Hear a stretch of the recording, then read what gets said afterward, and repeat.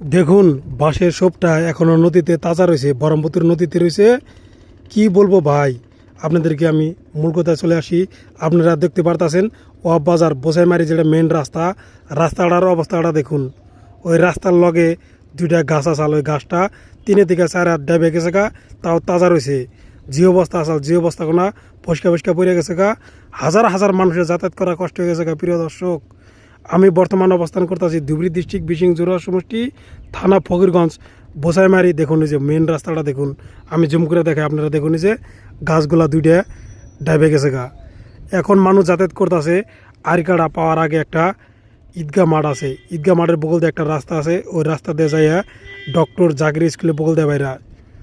মানুষের হাজার হাজার মানুষের যাতায়াত করা কষ্ট হয়ে গেছে গা। একটা বাস গাড়ি যেতে পারে না, বাস গাড়ি কোনো দেখেন যে এনেবিলাক কয়েকটা বাস গাড়ি রয়েছে। কোয়াশলে 40 থেকে 50টা বাস গাড়ি আছে গাইবান্ধা থেকে শালকাটা তৈরি। কি বলবো ভাই, তাই আমি আপনাদেরকে তুলে ধরতেছি। এই জায়গাটা যে দেখতে পারতেছেন, এই জায়গাটা 3-4 মাসের মধ্যে এই জায়গাটা ভেঙে গেল গা। কষ্ট, খালি কষ্ট আর কষ্ট। দেখতে দেখতে 5-6 মাসের মধ্যে আপনারা আমার এই চ্যানেলে দেখতে পারছেন ওয়াব বাজার যেটা আসলে ওয়াব বাজারটা কীভাবে ভেঙে গেল গা। আপনাদেরকে আমি সম্পূর্ণ দেখাইছি।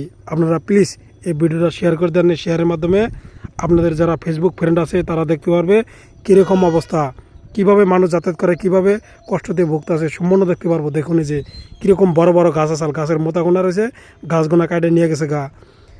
খুব কষ্ট লাগে জানেন। এটা হলো একটা বাড়ির ভিডিও।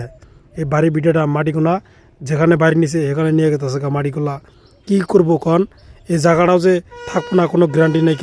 দেখতে দেখতে হাজার হাজার বিঘা ব্রহ্মপুত্র নদী দিয়ে গেল গা।